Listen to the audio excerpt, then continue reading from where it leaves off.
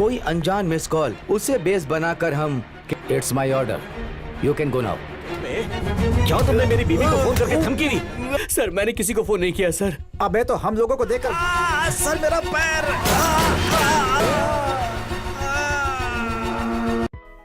Halo sahabat, Assalamualaikum. Semoga sehat selalu dan senantiasa berbahagia.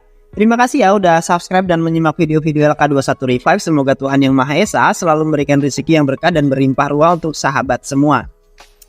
Nah, kita sapa-sapa dulu nih para penonton setia LK21 Revive, yaitu terima kasih buat Ahmad Dom Kalimantan Selatan, Suratmin Rahmat dari Sumut, Muhammad Zainuddin pendosa hijrah dari Madura, Muhammad Aditya dari Jepang, Andi Saprianto dari Morowali, Ateng Sipurna dari Jepara, Alsan Jos dari Madura, Ade Daril dari Cirebon, Aris Nuwo Panglimo Official dari Riau.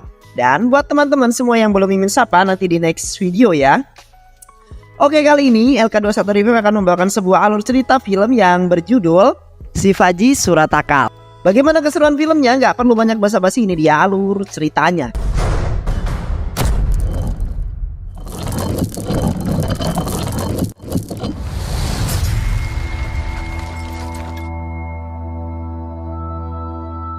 Shivaji adalah seorang detektif handal yang berhasil menyelesaikan banyak kasus.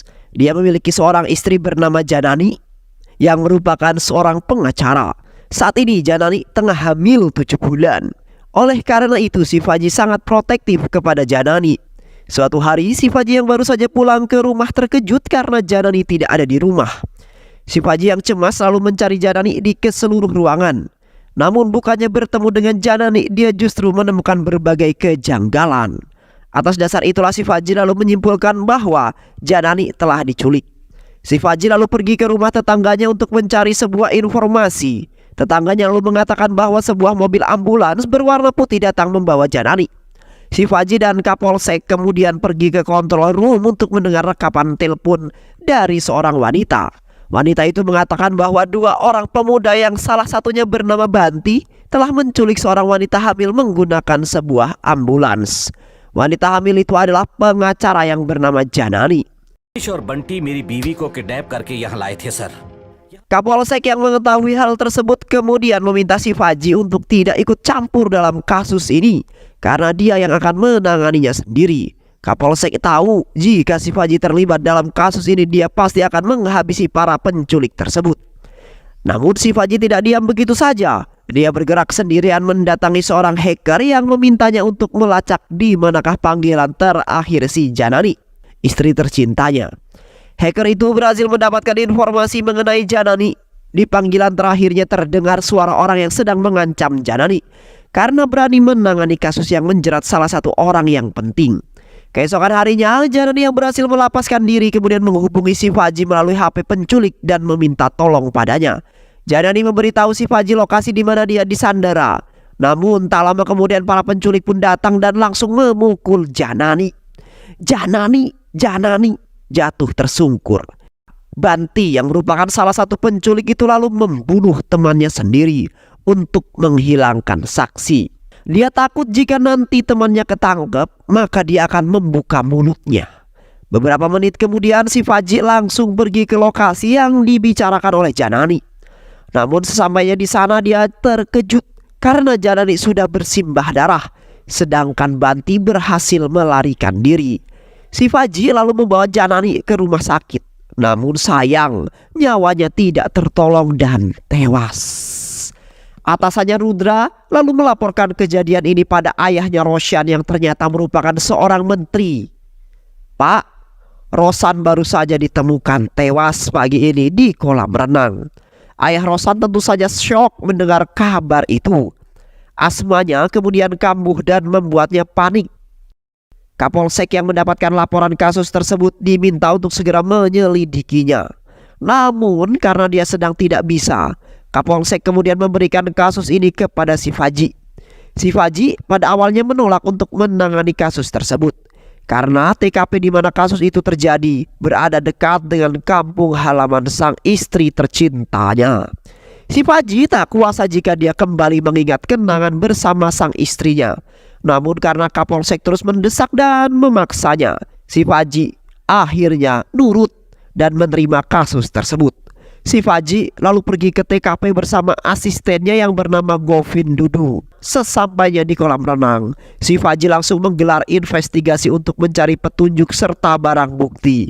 Berdasarkan laporan hasil autopsi, Roshan diketahui telah tenggelam dan diperkirakan meninggal jam 1 dini hari. Shivaji yang mengetahui bahwa Roshan juga mempunyai penyakit asma, berasumsi jika ada sesuatu yang membuat Roshan sangat ketakutan. Ketakutan itu membuat asmanya kambuh dan Roshan pun jatuh ke dalam kolam. Dia yang tidak bisa bergerak lalu tenggelam dan akhirnya tewas. Shivaji yang kemudian memerintahkan Rudra untuk segera mencari keberadaan Anwar, sopir pribadinya Roshan. Karena diketahui Anwar juga telah hilang sejak malam kejadian. Tak lama kemudian, Pritam datang menemui Shivaji. Dia mengatakan kepada Shivaji bahwa dirinya lah yang mengangkat Roshan keluar dari kolam ini. Shivaji yang melihat tinggi badan Pritam kemudian merasa aneh. Ada hal yang mengganjal di pikirannya. Dia lalu mendorong Rudra yang kemudian memiliki tinggi lebih dari 5 kaki ke dalam kolam. Dan ternyata Rudra tidak tenggelam. Shivaji tentu saja merasa ada yang janggal dengan kematian Roshan. Dia lalu bertanya-tanya mengapa bisa kolam ini yang hanya memiliki kedalaman sedalam 5 kaki mampu menenggelamkan Roshan yang tingginya jauh melebihi Rudra. Tinggi badan Roshan ada 6 kaki sedangkan Rudra hanya 5 kaki. Lantas mengapa Roshan bisa mati tenggelam ya? Karena menemukan kejanggalan tersebut, Shivaji akhirnya memutuskan untuk tinggal di resort tersebut hingga kasus itu diselesaikan. Shivaji lalu melanjutkan investigasinya. Kali ini dia menginterogasi Pritam dan menanyakan kronologi dia menemukan Roshan. Pritam lalu menjelaskan kepada Shivaji bahwa saat itu dia meminta istrinya datang ke kamar Roshan karena Roshan menelpon istrinya sambil ketakutan. Aku yang telah mendengar semua cerita dari istriku langsung menghubungi kepolisian untuk meminta bantuan. Namun karena sinyal di desa ini buruk, aku tidak dapat menghubungi mereka. Aku akhirnya memutuskan ke kantor polisi saat jam 5 pagi.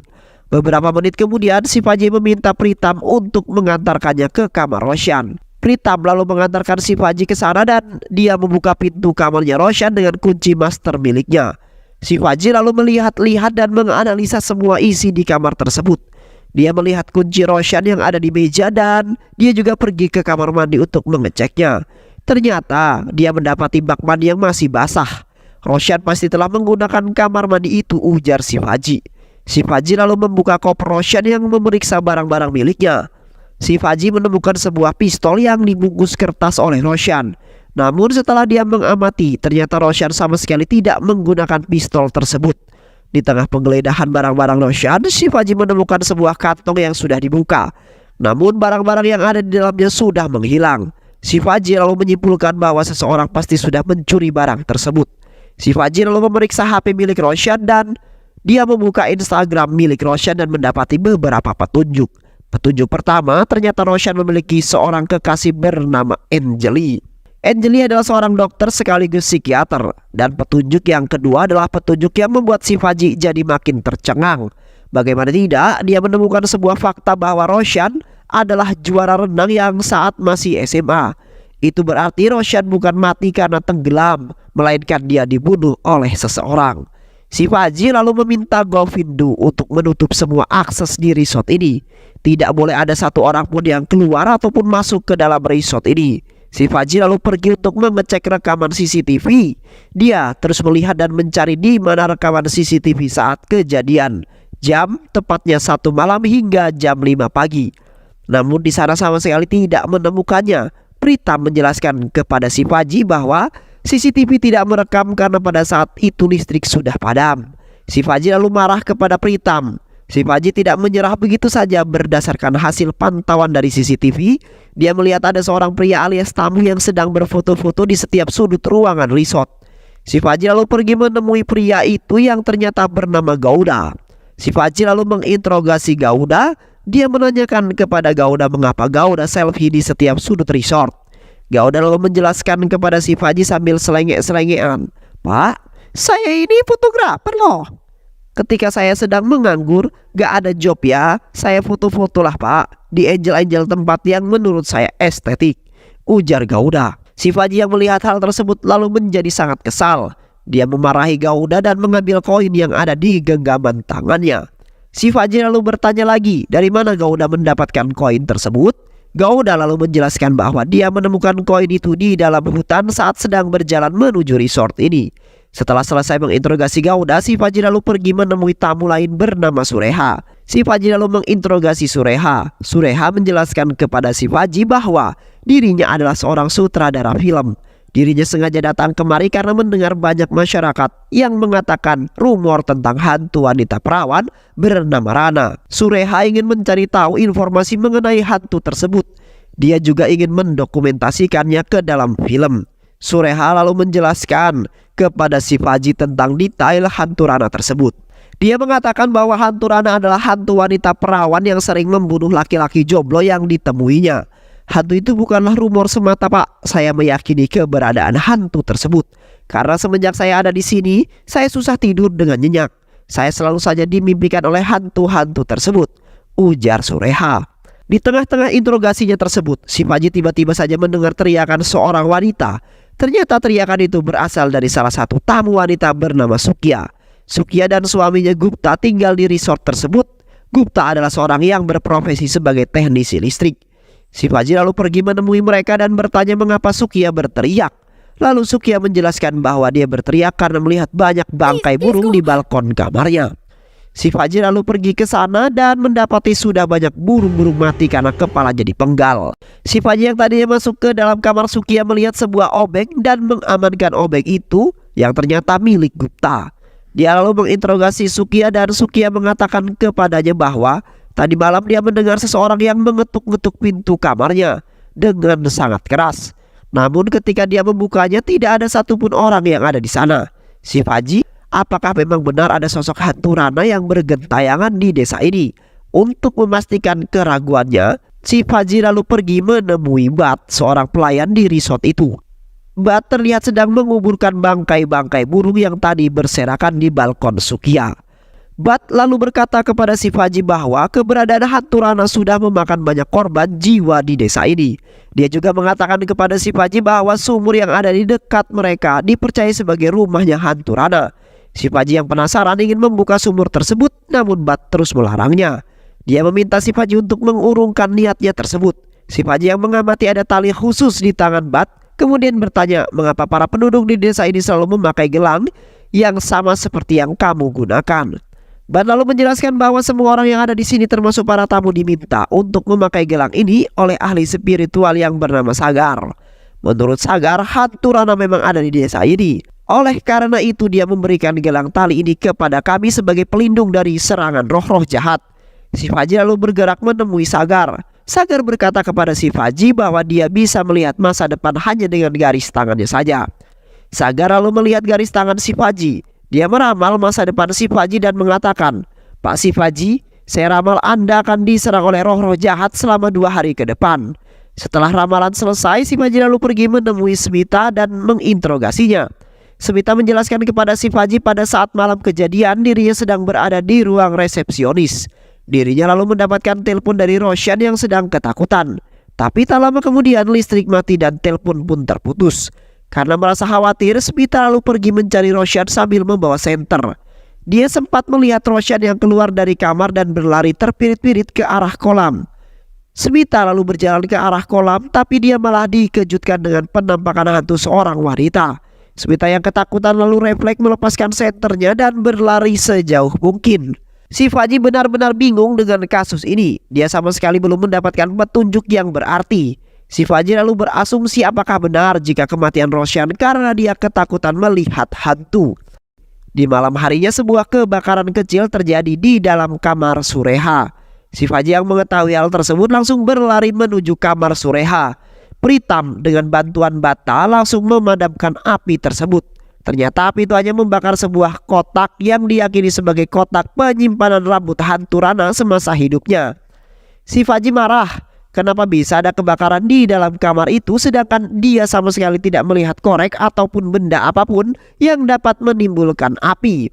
Pritam lalu menjawab si Faji, saya juga tidak tahu Pak. Saat saya sedang berjalan ada asap yang keluar dari sela-sela pintunya Sureha. Saya langsung berusaha masuk dengan kunci master milik saya. Shivaji yang kesal kemudian mengatakan kepada mereka bahwa dia akan mengamankan kotak tersebut. Namun Bat melarangnya. Bat tak ingin ada hal-hal buruk terjadi jika Shivaji nanti membukanya. Namun Shivaji yang kekeh tetap akan mengamankan dan menyelidiki kotak tersebut. Shivaji dan semua orang yang ada di sana lalu mencari keberadaan Sureha. Karena saat tragedi kebakaran itu Sureha tidak ada di dalam kamarnya. Usut punya usut, ternyata Sureha sedang kerasukan di dekat kolam. Shivaji lalu menginterogasi Sureha yang masih kerasukan. Setan yang berada dalam tubuh Sureha mengatakan pada Shivaji bahwa dia melihat hantu Rana yang mendorong Roshan ke dalam kolam. Hantu Rana lalu pergi kembali ke sumur tua itu. Tak lama kemudian Dr. Anjali pun tiba di resort. Shivaji lalu menginterogasi Dr. Anjali. Namun anehnya di tengah interogasi itu Shivaji mendengar suara yang memanggil namanya. Tapi Dr. Anjali tidak mendengarnya. Shivaji lalu berpikir keras apakah suara itu adalah suara hantu mendiang sang istri, karena hanya dia yang dapat mendengarnya. Anjali lalu mengatakan kepada Shivaji bahwa dia heran kenapa Roshan bisa pergi ke resort ini. Dia merasa ada yang aneh dengan resort ini. Shivaji lalu kembali ke kamarnya dan membuka kotak yang terbakar tadi. Ternyata di dalam kotak itu ada beberapa helai rambut dan sebuah koin yang sama dengan yang ditemukan Gauda. Beberapa menit kemudian Smita datang dan memberikan kopi kepada Shivaji. Selama berada di resort itu, Smita sering mengantarkan kopi untuk Shivaji. Tak lama kemudian lampu resort pun kelap-kelip hingga akhirnya mati. Shivaji berusaha untuk menghubungi resepsionis namun tidak ada tanggapan. Di saat yang bersamaan suara ketukan pintu terdengar keras dari kamar Shivaji. Shivaji lalu berlari untuk mengeceknya namun dia tak menemukan seorang pun di sana. Dia lalu bergerak untuk mencari tahu tapi dia malah melihat sosok hantu wanita yang sangat menyeramkan. Shivaji kini ketakutan dan perlahan-lahan percaya dengan kisah hantu Rana. Di dalam kamarnya Shivaji yang sedang tidur sebentar kemudian bermimpi melihat sosok hantu wanita yang seram yang berwajahkan Janani, istrinya sendiri. Shivaji yang kaget sontak terbangun dari tidurnya. Shivaji lalu pergi menemui Govindu dan seperti biasa tak lama kemudian Smita datang membawakan mereka kopi. Namun yang meminum kopi itu hanyalah Shivaji seorang. Shivaji lalu menceritakan kepada Govindu tentang mimpi buruknya itu. Namun Govindu sama sekali tidak mempercayainya. Dia malah merasa aneh dengan tingkah laku Shivaji yang tidak seperti biasanya. Biasanya Shivaji sama sekali tidak percaya dengan kisah-kisah berbau mistis. Shivaji tentu saja marah ketika Govindu tidak mempercayai ceritanya. Dia lalu pergi meninggalkan Govindu sendirian. Shivaji lalu mandi dan mengganti baju baru, kemudian dia menyeruput kopi di balkon. Namun tak lama kemudian Shivaji melihat segerombolan burung yang hendak menabraknya. Shivaji lalu melempar gelas kopi kepada burung-burung itu. Namun saat kemudian burung-burung itu menghilang. Anjali beserta semua orang yang ada di sana kemudian pergi menemui Shivaji.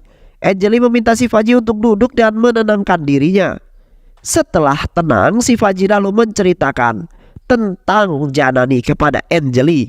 Anjali yang mendengar hal tersebut meminta Shivaji untuk berhenti sebentar dalam menangani kasus ini. Dia juga meminta Shivaji untuk kembali meminum kopinya agar lebih tenang. Shivaji lalu mendengarkan kata-kata Anjali. Dia meminum kopi itu dan tak lama kemudian dia pergi ke rumah mertuanya yang tak jauh dari resort itu. Namun di tengah jalan dia merasa sedang menyetir bersama Janani. Shivaji kini sudah berada dalam rumah mertuanya dalam keadaan tertidur. Dia kemudian terbangun dan tak lama kemudian Govindu menghubunginya. Govindu lalu melaporkan kepada Shivaji bahwa Rudra telah berhasil menemukan Anwar, sopir pribadi Roshan. Shivaji lalu kembali ke resort dan sesampainya di sana, Shivaji lalu memarahi Anwar habis-habisan. Rudra lalu mencela kemarahan Shivaji. Dia mengatakan kepada Shivaji bahwa Anwar ini adalah orang yang hampir Shivaji tabrak tadi sore. Rudra menemukan Anwar sudah berada di pinggir jalan. Shivaji bingung mendengar hal tersebut. Dia tidak merasa hampir menabrak seseorang. Dr. Anjali kemudian datang dan meminta Shivaji untuk tidak memarahi Anwar karena Anwar pasti masih shock karena hampir ditabrak. Shivaji lalu menegaskan kepada Dr. Anjali bahwa dia sama sekali tidak merasa hampir menabrak Anwar. Anwar pasti telah berbohong. Dia mengelabui kita semua. Saat itu aku mengemudikan mobil bersama Janani tanpa ada hambatan. Perjalanan kami lancar-lancar saja. Anjali lalu mengatakan kepada Shivaji, "Pak, istri Anda telah meninggal. Anda pasti berhalusinasi sekarang. Saya mengkhawatirkan kondisi Anda. Anda pasti sedang tidak baik-baik saja. Saya menyarankan agar Bapak beristirahat dan berhenti menangani kasus ini." Semua orang yang ada di sana setuju dengan saran Anjali. Shivaji yang merasa gagal tentu saja tersinggung dengan perkataan Anjali. Dia kemudian mengamuk di sana sebelum akhirnya pergi. Shivaji terus merenung di dalam kamar. Dia terus merenungi perkataan Dr. Anjali. Dia menilai apa yang dikatakan oleh Dr. Anjali ada benarnya juga. Apalagi saat ini Shivaji mulai berputus asa karena belum mendapatkan petunjuk yang berarti. Akhirnya Shivaji dan juga Govindu mengemasi barang-barang mereka dari kamar resort itu. Mereka lalu meminta maaf dan berpamitan pergi kepada Pritam dan juga Smita serta semua tamu yang ada di sana. Saat Shivaji dan Govindu hendak pergi dari sana, Govindu tiba-tiba mengatakan kepada Shivaji bahwa dia lupa membawa kunci mobil yang ada di atas meja. Shivaji yang mendengar kalimat kunci di atas meja seketika ingat dan menemukan sebuah petunjuk. Shivaji lalu kembali dan masuk ke dalam kamarnya Roshan. Shivaji lalu mengatakan kepada Govindu tentang hasil analisa dan petunjuk yang dimaksud. Dulu aku menemukan kunci kamar Roshan di atas meja kamar. Itu artinya Roshan tidak pergi meninggalkan kamarnya. Pasti ada seseorang yang masuk ke dalam kamar Roshan dengan menggunakan kunci yang lain. Dan kunci itu adalah kunci master. Orang yang masuk ke dalam kamar itu pasti sangat mengenal Roshan. Begitu pula sebaliknya. Itulah mengapa Roshan sama sekali tidak curiga jika dia akan dihabisi. Jika orang asing yang masuk ke dalam kamarnya Roshan pasti panik dan dengan sigap mengambil pistolnya lalu menghabisi orang tersebut. Namun pada kenyataannya Roshan sama sekali tidak menggunakan pistol tersebut. Sedangkan barang kecil yang menghilang dari dalam plastik itu pasti adalah inhaler asmanya Roshan. Karena Roshan memang mengidap asma. Pelaku pasti sudah mengamankan inhaler itu sebelum hari kejadian. Dia lalu kembali datang dan menyemprotkan sesuatu ke wajah Roshan. Hal itu membuat asmanya Roshan kambuh hingga akhirnya dia pingsan tidak sadarkan diri. Dan orang yang pasti mengetahui kelemahan Roshan ini adalah Dr. Anjali, pacarnya Roshan sendiri. Anjali lalu dibantu oleh dua orang lagi untuk mengangkat Roshan yang pingsan ke dalam bak mandi untuk dihabisi. Dan Shivaji mengira pasti salah satu orang yang mengangkat Roshan adalah Pritam. Karena Pritam berbadan besar. Hal ini diperkuat lagi karena hanya dia yang memiliki master key kamarnya Roshan. Dan itulah mengapa saat pertama kali aku masuk ke dalam WC-nya Roshan, aku mendapati WC tersebut sudah digunakan. Sedangkan CCTV dan juga listrik sudah dimatikan terlebih dahulu mulai dari pukul 1 hingga pukul 5. Dr. Anjali kemudian diamankan dan dibawa pergi menggunakan mobil Pritam. Dan karena pada saat itu Shivaji melihat Pritam yang mendorong kursi supirnya ke belakang karena sempit, maka orang yang mengantar Pritam pergi pastinya adalah orang yang tubuhnya lebih jauh kecil daripada Pritam. Dan orang itu adalah Anwar, sopir pribadi Roshan. Karena tidak mungkin bagi Pritam yang sedang kejepit mengendarai mobil dengan jarak yang jauh. Anwar pasti tidak menghilang. Dia pasti disembunyikan oleh Rudres. Karena Rudras lah yang pertama kali menemukan Anwar. Rudras pasti juga terlibat dalam kasus pembunuhan ini.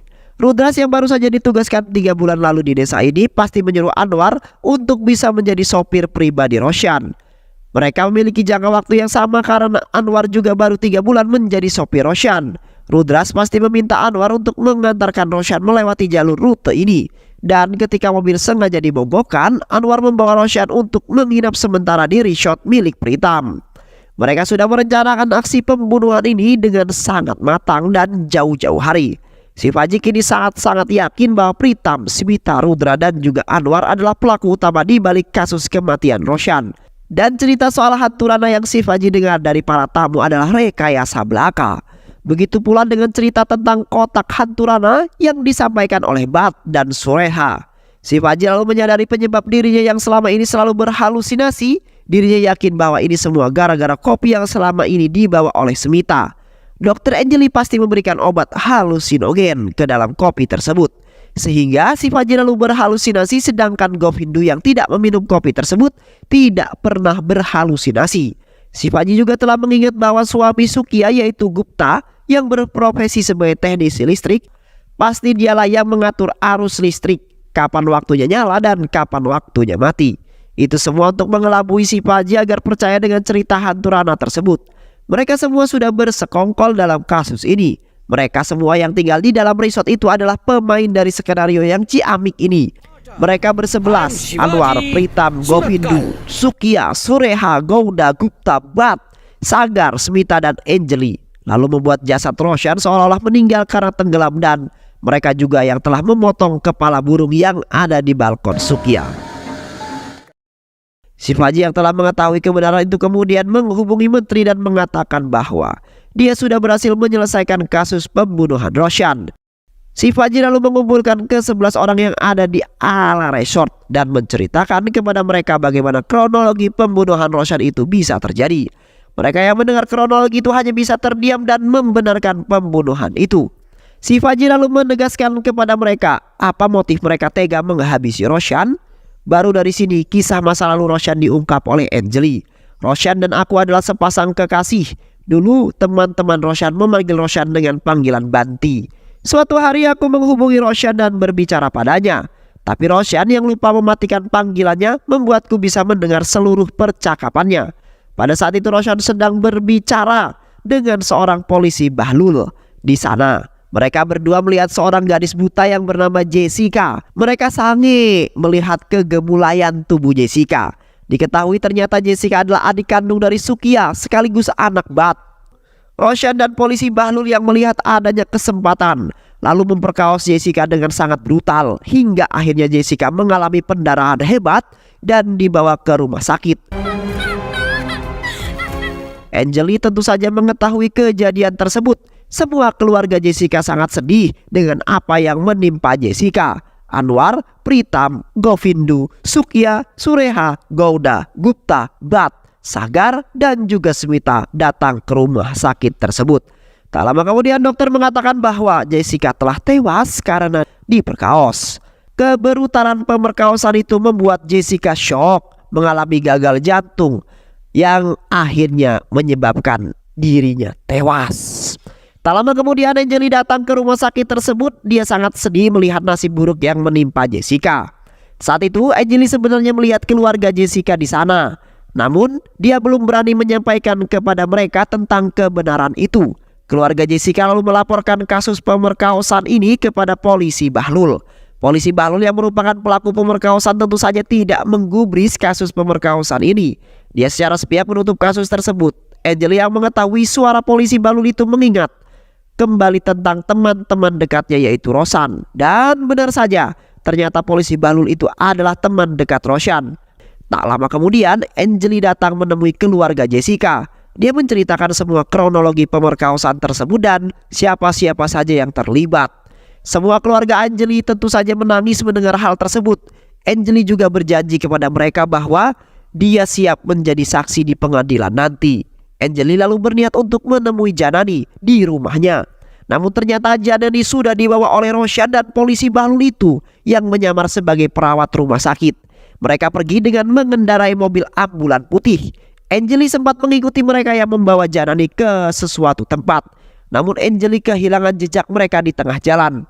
Anjali lalu menghubungi control room dan melaporkan hal tersebut. 2 hari kemudian Anjali mendengar kabar bahwa Janani dan polisi Bahlul telah ditemukan tewas. Anjali dan keluarga besar Jessica mengetahui bahwa Roshan adalah di balik pembantaian Janani. Mereka mengetahui bahwa Roshan adalah anak dari seorang menteri. Hukum pasti tidak dapat menjeratnya. Dan bahkan si Roshan kebal dengan hukum. Dan dia pasti akan selalu hidup dengan bebas. Keluarga Jessica dan Anjali lalu berkumpul dan berdiskusi sejenak. Hingga pada akhirnya mereka sepakat untuk membantai Roshan dengan sangat-sangat brutal dan sangat-sangat cerdas. Setelah Anjali menceritakan semua itu, si Paji hanya bisa menangis. Lalu berkata, pengacara itu adalah istriku. Semua orang-orang yang ada di sana tentu saja terkejut mendengar hal itu. Kini si Paji bingung harus bagaimana. Di sisi lain, ke-11 orang yang ada di hadapan ini adalah pelaku pembantaian Roshan. Namun di sisi lain, Roshan yang sudah tiada adalah pelaku pembunuhan istrinya. Roshan tidak akan bisa dihukum. Di tengah-tengah kebingungan itu tiba-tiba si Faji mendapatkan bisikan dari sang istri tercinta. Sang istri mengatakan kepada si Faji bahwa untuk menegakkan keadilan kita harus menemukan rute lain jika hukum tidak bisa membantu. Sang istri juga meminta agar si Faji mengikuti kata hatinya sendiri. Akhirnya si Faji lalu memutuskan untuk melaporkan kejadian ini kepada kepolisian. Dia juga mengatakan bahwa pelaku yang membunuh istrinya adalah anaknya menteri yaitu Roshan. Namun Kapolsek yang tidak mengindahkan perkataan si Paji. Dia memerintahkan si Paji untuk mundur dalam pengungkapan kasus kematian Janani istrinya. Karena Kapolseklah yang menangani kasus tersebut. Si Faji lalu didesak dan dipaksa untuk menandatangani pernyataan bahwa pelaku yang menghabisi Janani bukanlah Rosan, melainkan polisi Bahlul tersebut. Tak lama kemudian, Menteri dan Kapolsek datang mengunjungi resort tersebut. Si Faji lalu menyerahkan berkas laporan hasil penyelidikannya. Namun Menteri yang baru saja membaca laporan tersebut seketika murka karena si Faji menulis pelaku pembunuhan Roshan adalah hantu wanita bernama Rana. Namun tiba-tiba lampu yang ada di resort tersebut padam yang membuat Menteri dan Kapolsek menjadi ketakutan. Si Faji lalu memanfaatkan momen itu untuk menceritakan tentang betapa menakutkannya hantu wanita bernama Rana tersebut. Si Faji berhasil meyakinkan Menteri dan Kapolsek tersebut bahwa pelaku pembunuhan Roshan memanglah hantu wanita bernama Rana. Dan film pun selesai. Jangan pernah lelah melakukan hal kecil untuk orang lain. Terkadang hal kecil ini mampu memberikan kebahagiaan yang indah di hati mereka. Dan berbuat baiklah, sebab sesungguhnya Allah menyukai orang-orang yang berbuat baik. Terima kasih sudah menyimak video-video LK21 Revive. Semoga sahabat semua terhibur dan sampai bertemu lagi di video-video berikutnya. Dan wassalamualaikum warahmatullahi wabarakatuh.